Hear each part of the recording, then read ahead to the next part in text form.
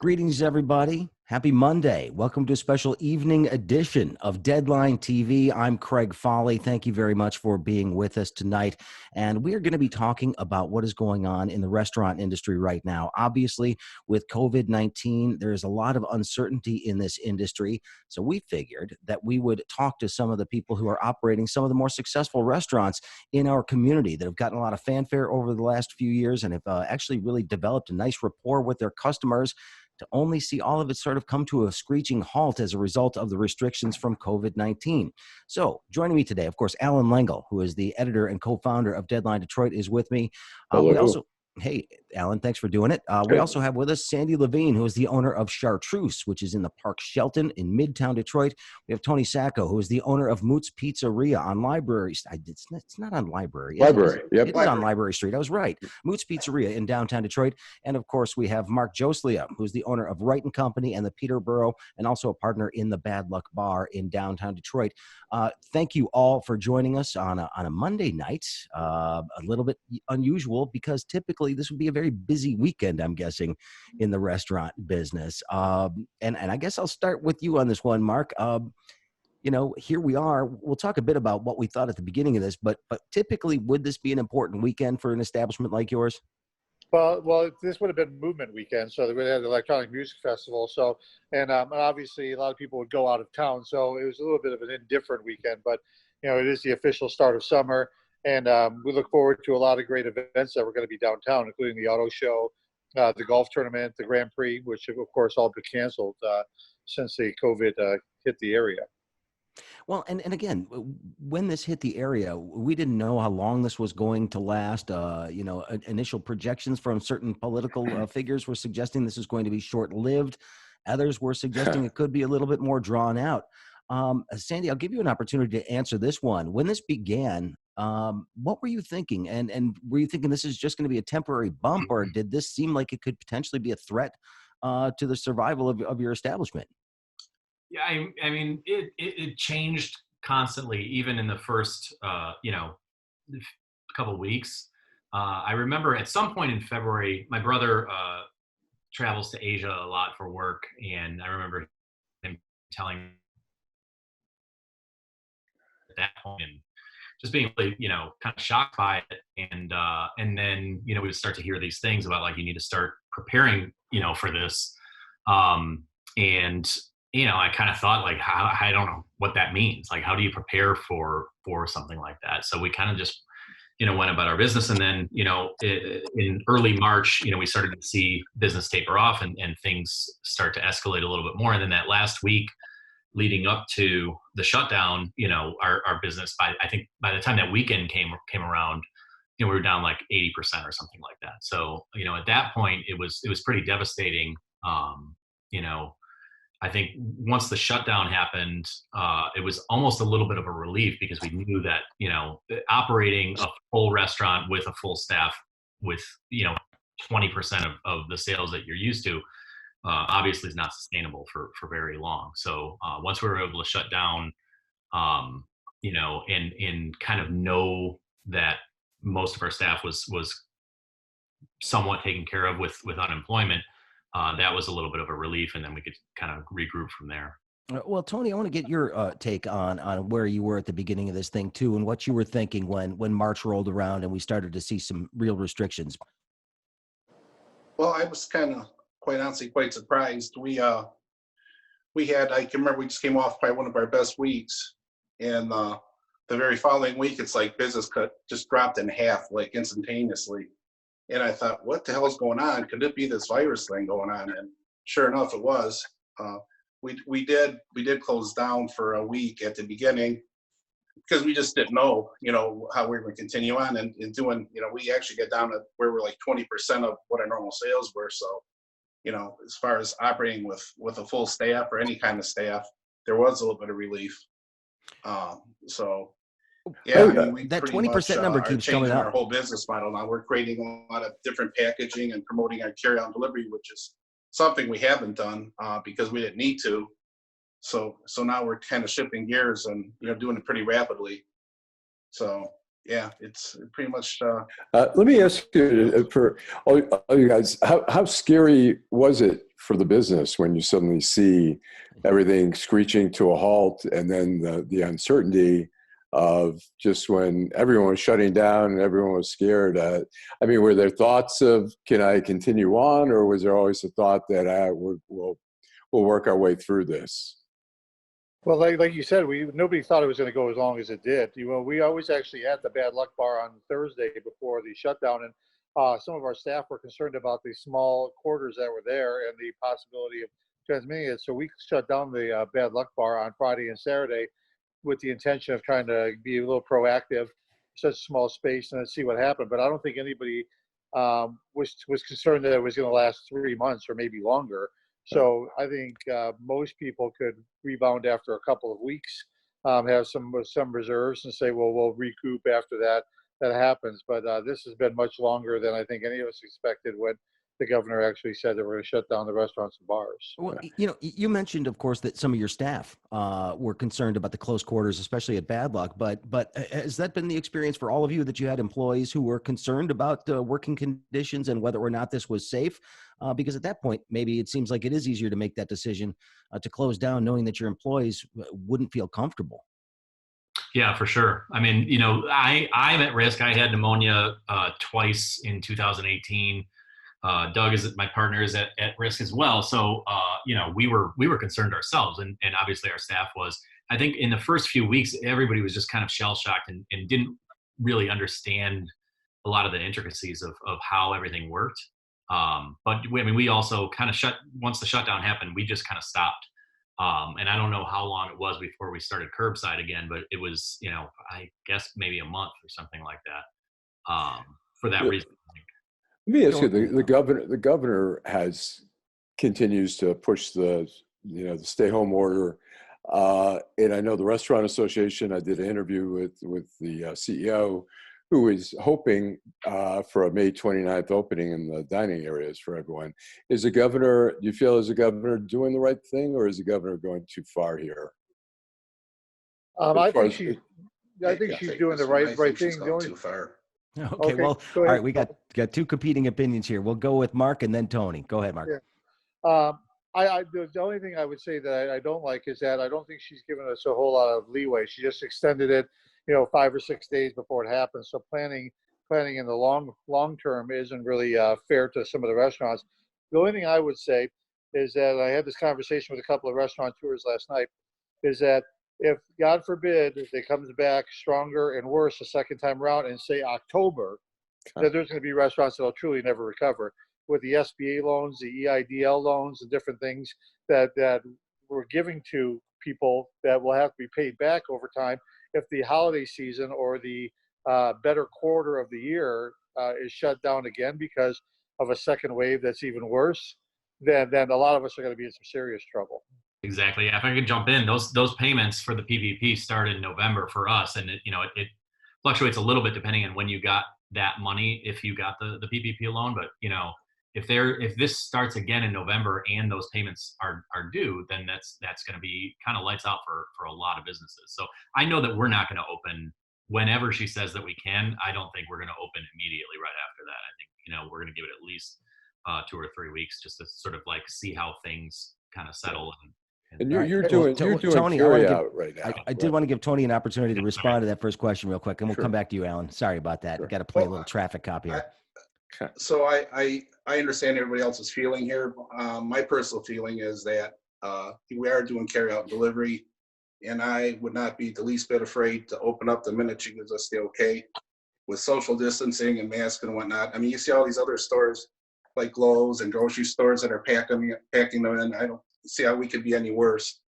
I have no problem opening up as soon as we can.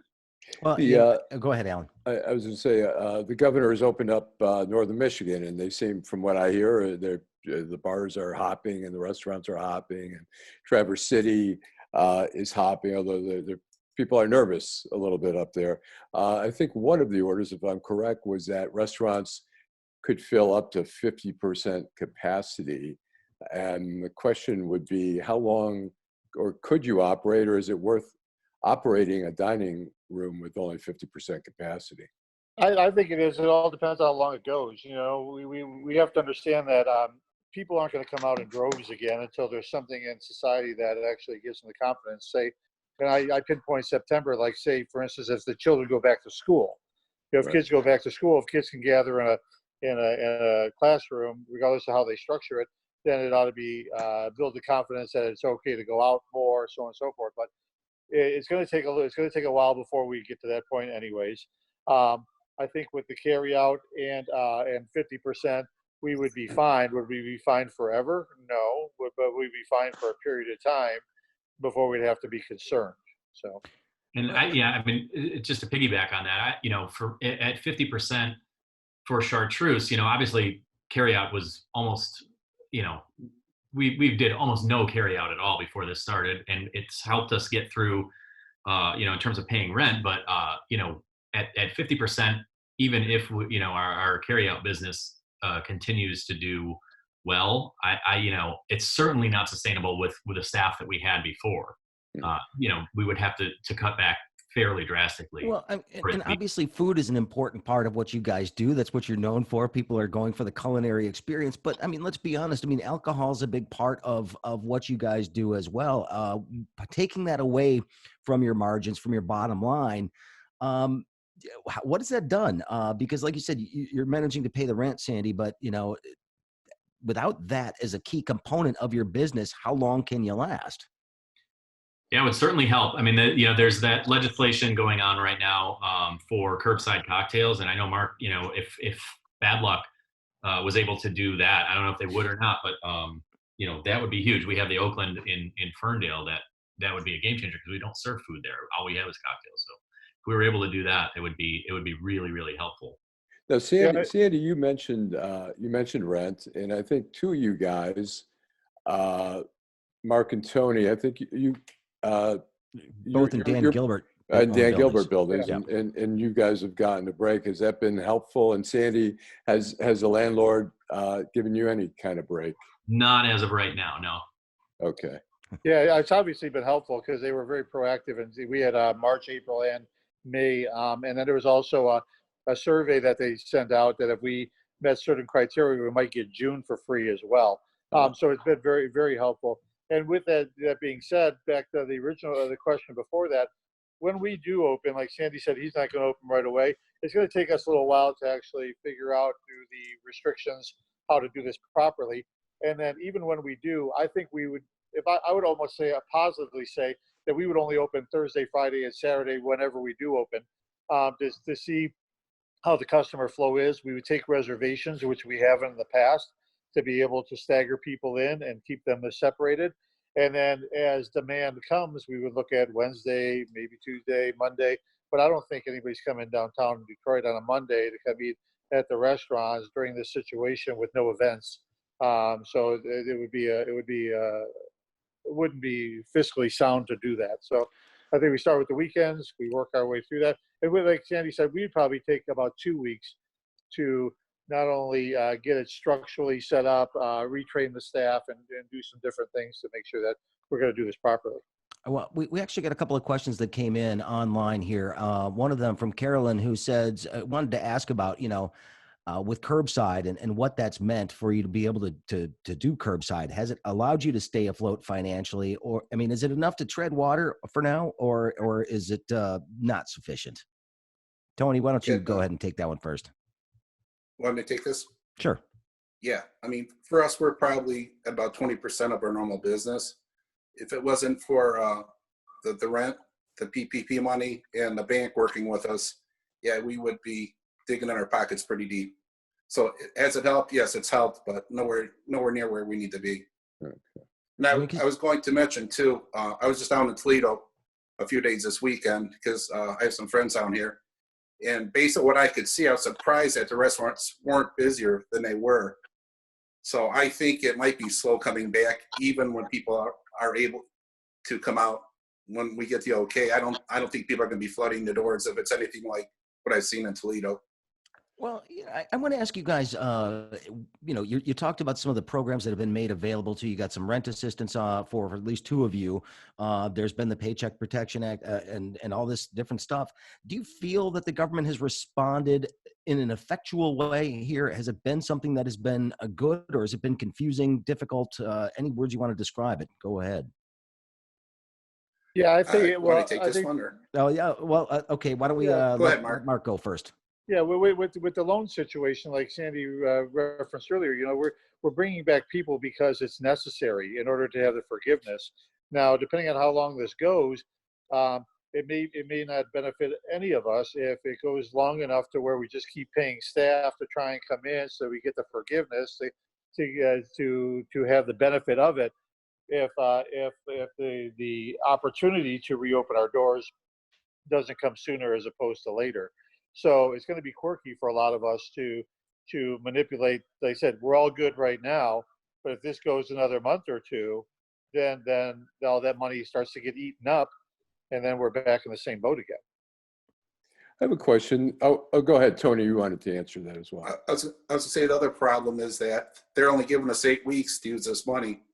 It'd been very much helpful if they could have stretched it out to at least 12 to 16 weeks, because the amount of money they're giving us for the help is, you have to use 75% of it for the staffing.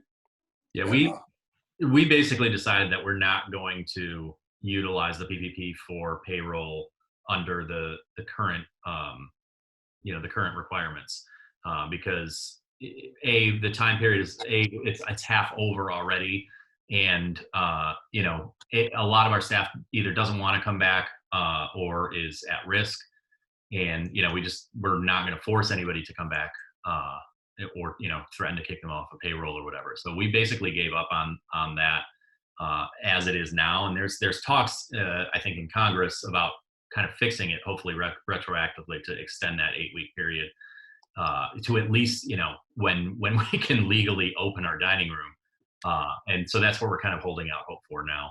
Sure. I've got a question. The Restaurant Association, again, in my conversation with them, was saying that they thought at least 1 out of 5 restaurants will close, and if it continues on for too long, it would be 1 in 3. The Detroit market has been pretty crowded, Midtown, downtown. Is there a potential upside for the survivors of this whole thing in the restaurant industry, or how do you see that all playing out in terms of competition and Well, market? like you said, unfortunately, yes, but that's not really the way we as a restaurant community like to think about it. You know what I mean? Right. There was already some high-profile restaurants that were already struggling, like Gold Cash Gold and Craftwork and Bistro 82, which were all restaurants that were really well thought of, that closed at the turn of the year. And there's probably several other ones that are right now sitting at home trying to figure out how they're going to do this moving forward, because they may have been fiscally challenged as well. Right.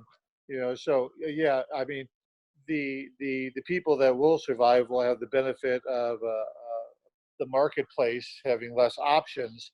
Right. But like I said, that's not really anything. I said most of us are know each other. A lot of us are friends. Right. So that we want everybody to come back as strong as possible. Right. But it's going to be challenging, that's for sure. Sure. Well, there's a question. Yeah, I've got an interesting one Go here ahead. about Couple. employees, and this Yeah. sort of harkens to what Sandy was just talking about a minute ago in terms of whether or not they're going to participate in the PPP in that way.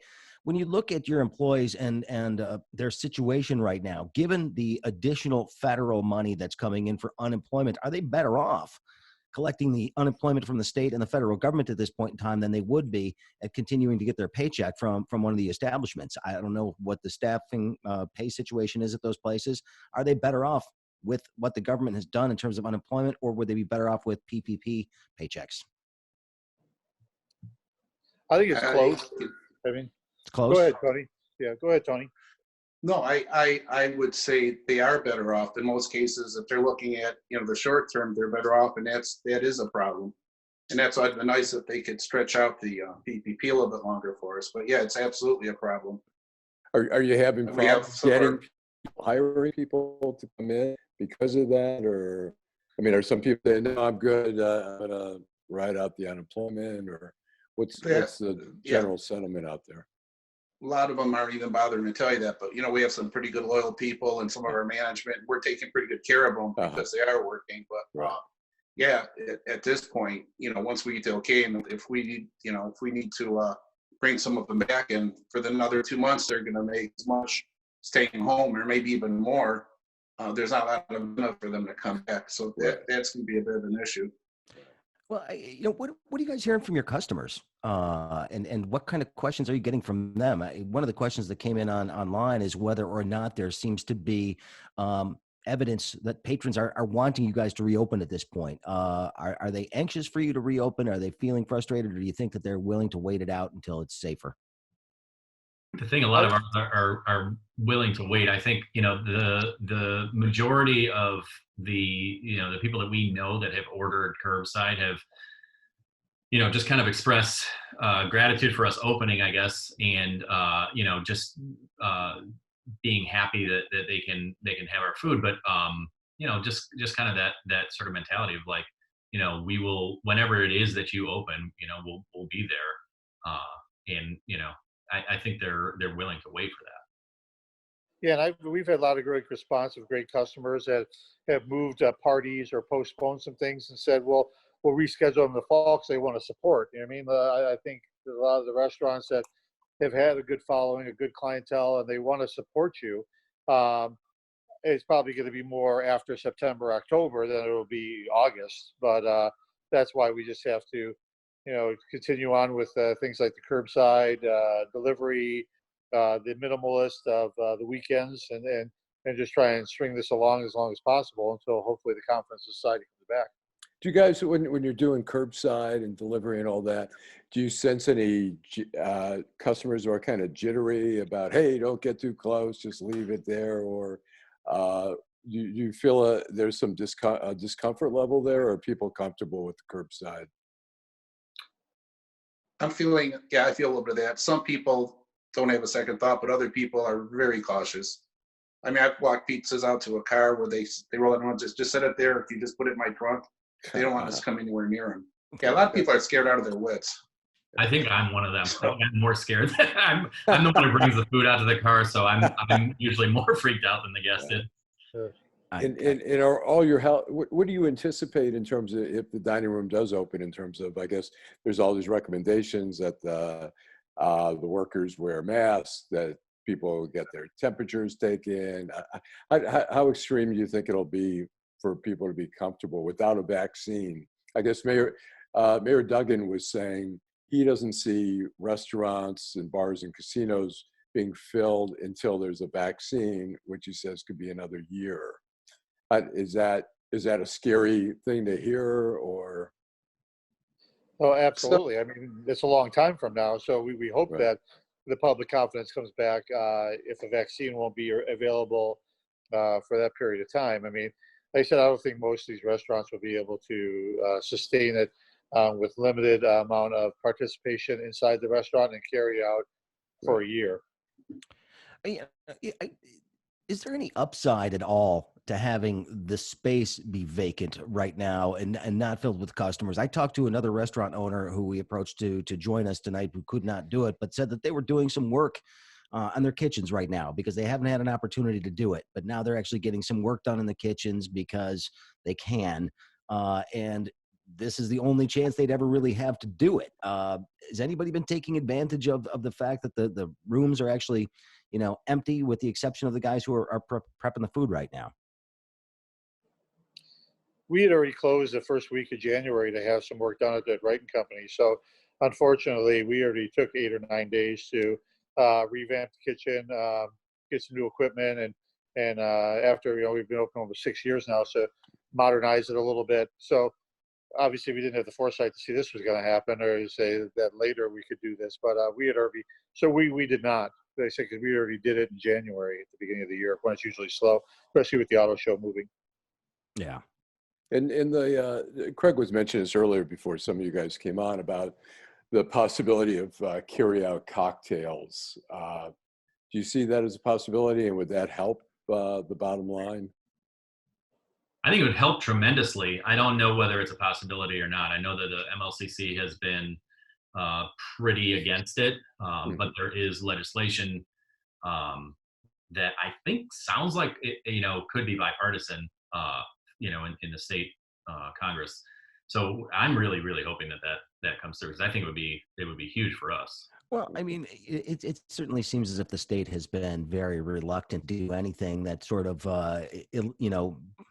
disturbs that relationship between the liquor distributors and the people who own the restaurants. Is that something that you think might stand in the way of what otherwise would be common sense legislation that would help you guys? I don't know. Yeah, so- Nobody really wants to take that one, I can see. well, it's hard to say. Part of that bill I know. we talked about earlier. To answer Go ahead, Tony. Go ahead, Tim. No, to answer the first part of the question, we're starting to promote beer and wine delivery with our deliveries. We have a carryout license, so we're putting beer and wine on specials, trying to promote that on our deliveries, or for carryouts for that matter. Okay. But as far as the cocktails go, I I really don't have anything to say about Go ahead, that. Mark. I think what would benefit some business, part of that bill also was that they would allow some different outdoor activities, with temporary licenses to be able to have alcohol in different capacities outside. That was the second part of that bill. So that might benefit people that could have, for lack of a better description, a beer hall outside in some piece of land, like at Honest John's, my business partner's family owned. They have that whole vacant lot next to them. So they could put picnic tables and things like that. So if you could let the outdoor aspect of drinking as well as the to-go cocktails, then that would benefit some places really greatly, including. They're already doing that in several other cities. Well, yeah, they're closing streets in a number of cities, and there's some talk about Traverse City doing that right now, closing down the main drag so everybody can bring the tables outside. Obviously, you're not going to be able to close Woodward, perhaps. So, but hey, that side street by Wright and Company, for instance, or Library Street, could be closed, or maybe the street that's right across from the DIA, right by your building, Sandy. I would love to have a picnic on the DIA lawn. Has anybody talked about that kind of stuff yet? Is anybody discussing whether or not these are some changes that could take place in the city? Because you guys are all in the city of Detroit. Yeah, that conversation did come up. I talked to my landlord about it. Unfortunately for me, there's a good side to that and a bad side, because I'm going to rely more on my carryout and delivery now than I will on what I'm going to do with the dining room at this point, unless it really picks up. So, but yeah, I think that's a good idea, though. It would help a lot of people, I think, if we could do that. How about some outdoor dining? And the Restaurant Association was saying that some of the restaurants may come back with shorter menus. The menus may not be as elaborate as they have been in the past. Do you see that as being something that you're going to have to do to shorten the menus, or be careful in terms of how much stock you have, particularly if you're selling like fish and stuff like that? Do you see anticipate changes in the way you operate that way? Yeah, I do, because like I said, the fact that at 50% and only open a couple of days a week, you don't want to have so many products that available that you don't know if any of them are going to sell, and then would be closed for 4 days, right? So maybe to consolidate the menu a little bit, to focus more on just serving what is available, and maybe rotating them more often as well, saying this is what we have this week and so on and so forth. Because like I said, it's going to be a consolidation of business hours, traffic, so it just makes more sense to do it that way. Okay. Well, we've been going for almost a half an hour here, gentlemen, and I really appreciate your time today. And I definitely want to ask a couple of quick questions here, though, before we wrap up. One is, we keep getting new dates from the state as to when this is going to reopen, when we might be able to see some limited capacity. What kind of guidelines, what could be clear? What needs to be done to make sure that you guys can follow these guidelines properly and still survive in some capacity? What needs to happen differently than it's happening right now? What I'd like to see is more of a forward-thinking date. Besides some of the employees not feeling comfortable, some of them have families, some of them have kids. If they start coming back to work, they got to worry about daycare. So to project farther and say, instead of saying when we get 5 days before the date's going to be up again, say now we're going to do it for 2 more weeks. If you could just say right now, we're not going to do it before the 4th of July, And after 4th of July weekend, we anticipate that that'll be the date we'll be able to come back. And then people have to plan their lives to come back to work as well. So I think that would be beneficial. But I know it's they're trying to be lucid. I know it's hard, but I said at some point we have to be able to have a little bit of a drop dead, harder timeline to be able to focus on reopening. What do you think, Sandy? What could be clearer? What could be better about what the state is doing right now that would actually help you? I don't know, man. It's hard. It's hard for me to know what would be better, because this is, it seems like it's kind of always changing. In terms of the guidelines in regards to safety, I think they've been pretty forthcoming, as much as they can about what we can be doing now. And my biggest concern, like Mark said, is just another spike. And so in terms of the timeline, I just don't, I feel like everybody's just guessing, and I think it just sort of depends on how things go from now, maybe until the weekend of the 4th. That's one sort of timeline that's been in the back of our minds. But from where we're at, we've just been trying to plan for a bunch of different kinds of scenarios and hope for the best ones. But I think nobody really knows.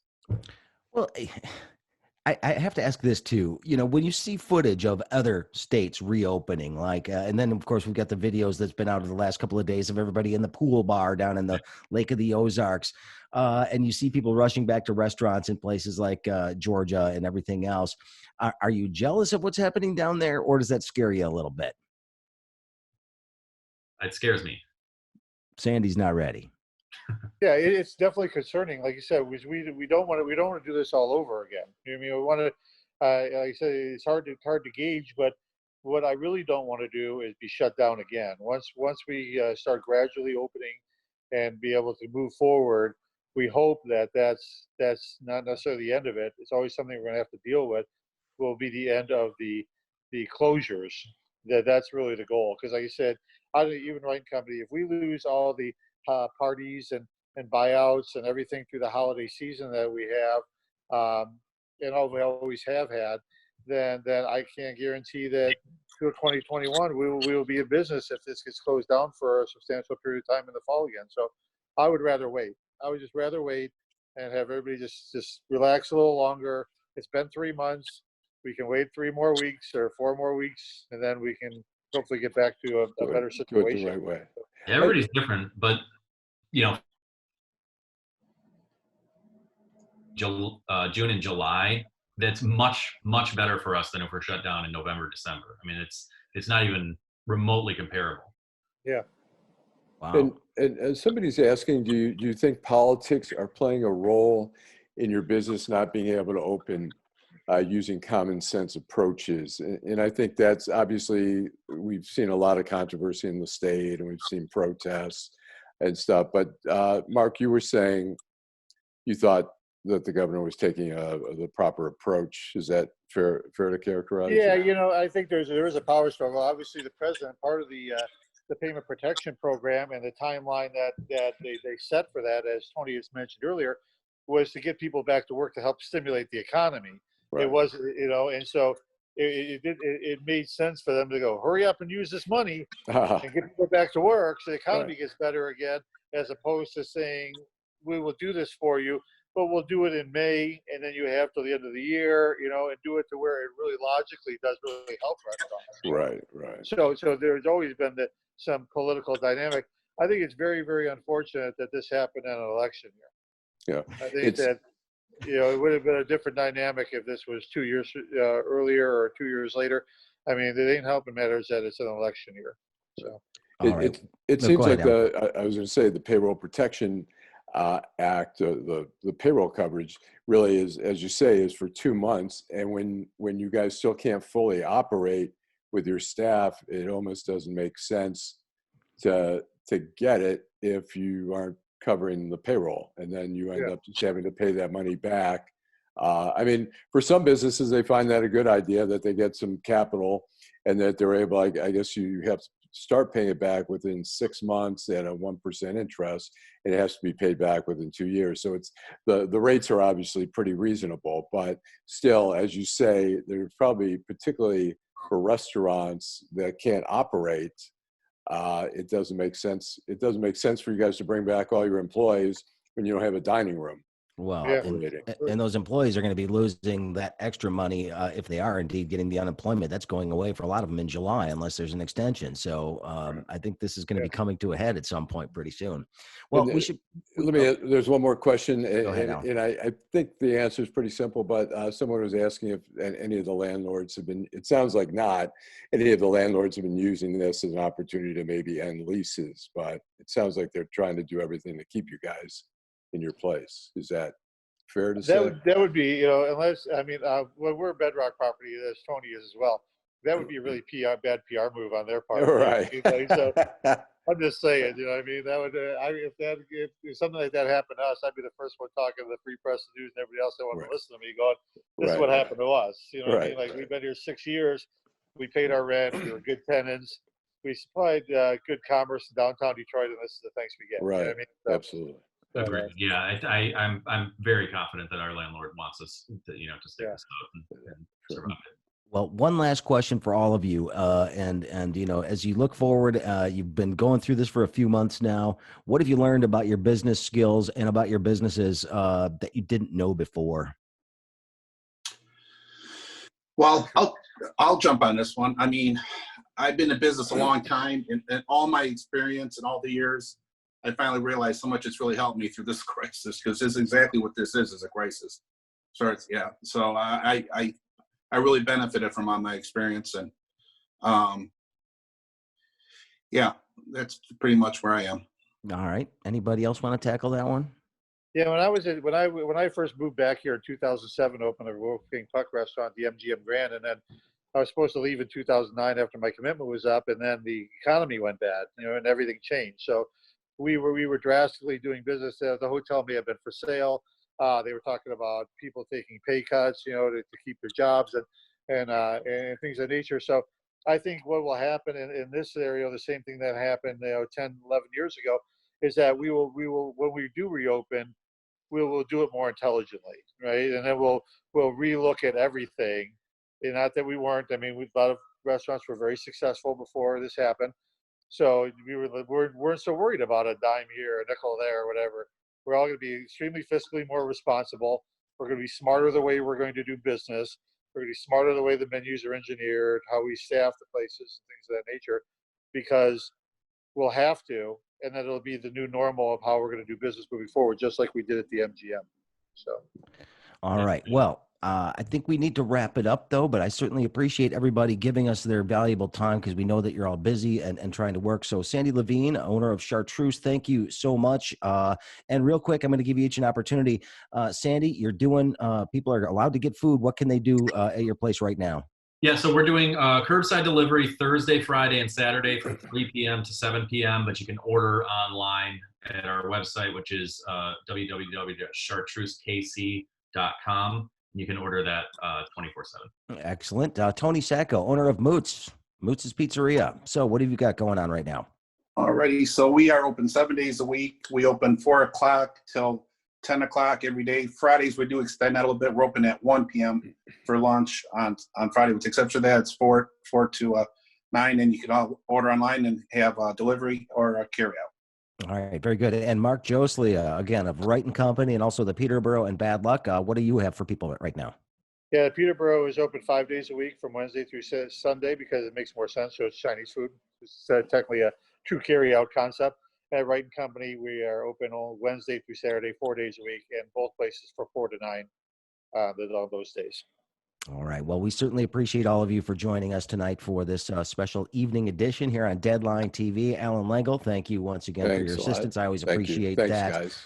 Thanks to Michael Lucido for engineering this broadcast. And again, if you caught this sort of in the middle and you want to watch it, it will be on DeadlineDetroit.com. Probably tomorrow we'll have it up. I'll have an audio version of this available as well.